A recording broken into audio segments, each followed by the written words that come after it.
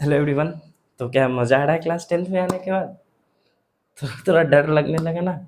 9th और 10th board आ गया भाई। तो थोड़ा थोड़ा डर लगने लगा होगा कि एक्साइटेड भी हो गया और डर भी लग रहा होगा। डर तो लग ही रहा होगा, इतना तो पता है क्या बोर्ड आ गया बोर्ड। तो बच्चों, इसको सीरियस लेना। बोर्ड एग्ज़ाम है तो थोड़ा सीरियस लेना। इसमें मैं बता रहा हूँ कि क्लास 10th में जो आपका साइंस सिलेबस है उसमें कौन कौन सा चैप्टर आ रहा है, कौन कौन सा चैप्टर इंपॉर्टेंट है और कौन सा बुक यूज़ करना है, कैसा क्वेश्चन आएगा पैटर्न। पहले सबसे पहले देख लेते हैं कि कौन सा चैप्टर आ रहा है, चैप्टर नेम। तो आपका जो है ना फिक्स है, 4 केमिस्ट्री का है, 4 आपका बायोलॉजी का है, 4 फिजिक्स का और एक जो है इन्वायरमेंटल है, जो आवर इन्वायरमेंट करके चैप्टर है। तो सबसे पहले केमिस्ट्री का देखो। तो केमिस्ट्री में आपका आ रहा है केमिकल रिएक्शन एंड इक्वेशन। सबसे पहला चैप्टर है chemical reaction and equation. Then after आपका है एसिड बेस एंड सॉल्ट। उसके बाद मेटल एंड नॉन मेटल, उसके बाद कार्बन एंड इट्स कंपाउंड। अब बात करेंगे तो केमिस्ट्री में इंपॉर्टेंट चैप्टर कौन है। देखो ओवरऑल इंपॉर्टेंट सारे चैप्टर है, सबसे क्वेश्चन आएगा। लेकिन बाय द वे जब लास्ट में आपको रिवीजन करना हो तो सबसे ज़्यादा फोकस कैसे करना है, किस चैप्टर का प्रिविलेज देना है। सबसे ज़्यादा आपको इसमें प्रिविलेज देना है कि 4 चैप्टर केमिस्ट्री में वो carbon and compounds. Carbon and compound सबसे इंपॉर्टेंट है। और इसके बाद बोलूँ तो मेटल और नॉन मेटल को मैं 2 स्टार दूंगा। इंपॉर्टेंट सब है, बस डिसाइड करना है कि किस चैप्टर को सबसे ज़्यादा इंपॉर्टेंस देना है। कार्बन एंड कंपाउंड सबसे इंपॉर्टेंट है। ये चैप्टर थोड़ा टफ भी है और स्कोरिंग मार्क्स भी है। एक बार समझिएगा उसके बाद आसान लगने लगेगा। शुरू में नया नया पढ़ना पड़ता है, अल्कीन क्या होता है, अल्काइन क्या होता है, अल्कीन क्या होता है, अल्कीन। तो ये थोड़ा डिफरेंट लगता है, नया नया नाम, इसके फार्मूला पढ़ना है। कार्बन जो है टेट्रावैलेंट क्यों बनाता है, तो ये थोड़ा डिफिकल्ट लगेगा आपको शुरू में। बस एक बार पढ़ने के बाद जब रिवीजन करिएगा तो आसान लगेगा। उसके बाद मेटल एंड नॉन मेटल, और ये दोनों चैप्टर जो है इसमें 1 स्टार। ठीक है। अब आते हैं बायोलॉजी का। बायोलॉजी का सबसे बड़ा जो चैप्टर है वो पहले ये है लाइफ प्रोसेस। ये बड़ा चैप्टर है, लाइफ प्रोसेस बड़ा चैप्टर है। उसके बाद कंट्रोल एंड कोऑर्डिनेशन, इसमें याद करने वाली चीज़ें हैं और समझने वाली भी है।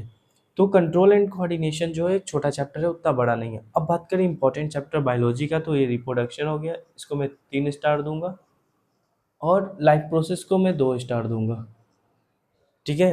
अब बात करें एक हेरिडिटी। हेरिडिटी वही चैप्टर है जो कैसे इवोल्यूशन होता है, चेंजेस होता है हमारे पापा बेटा में, कैसे उसका डीएनए सेम होता है, कैसे उसका बाल जो है ब्लैक होता है, आँख अंदर ब्लैक होता है, ब्राउन होता है, और कैसे डिफरेंट होता है।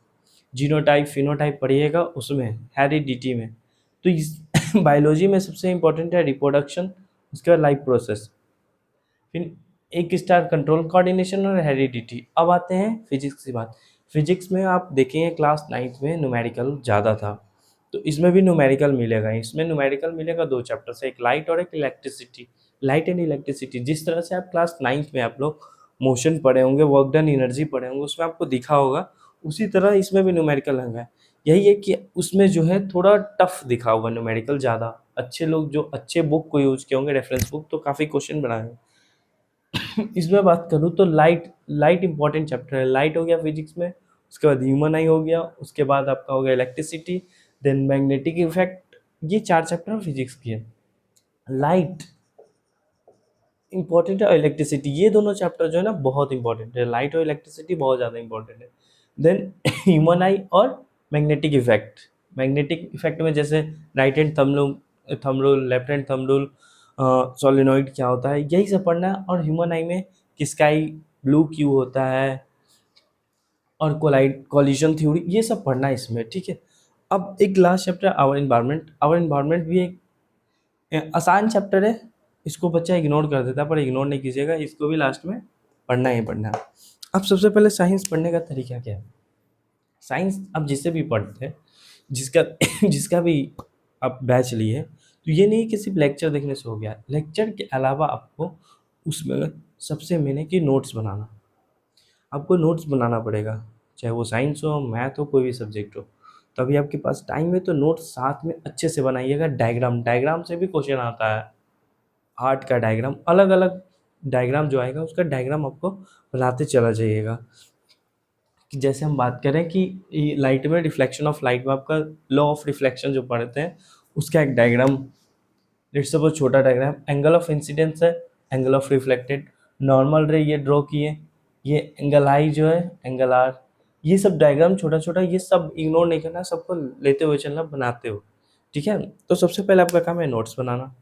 उसके बाद जब आप एनसीईआरटी बुक को, क्योंकि अभी आपके पास समय है, तो आपके पास समय होने के कारण आप एनसीईआरटी को ज़रूर रीड करिए। एनसीईआरटी में जो छोटे छोटे बॉक्स बनते हैं उसमें एमसीक्यू बहुत आते हैं, उससे बीच बीच में क्वेश्चन आता है। तो और अगर आपको रेफरेंस बुक जो यूज करना है एनसीईआरटी के अलावा, तो आप इस चंद का बुक यूज कर सकते हैं, वो अच्छा है, पूरा डिटेलिंग में रहता है। ऐसा है क्योंकि ये बुक रेफरेंस इसलिए यूज करना है क्योंकि अभी टाइम है आपके पास, अभी स्टार्टिंग है, तो आप यूज कर सकते हैं।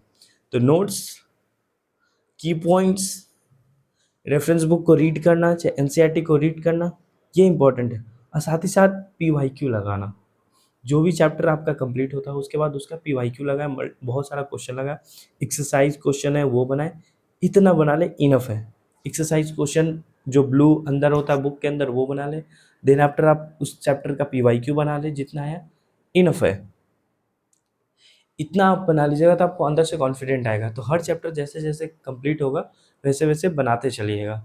थोड़ा स्टार्टिंग में प्रॉब्लम होगा, फिर देन आफ्टर आप घुल मिल जाइए क्लास टेंथ में। और क्लास टेंथ एक अच्छा जर्नी है, इसको इंजॉय करते हुए अच्छे से पढ़िए।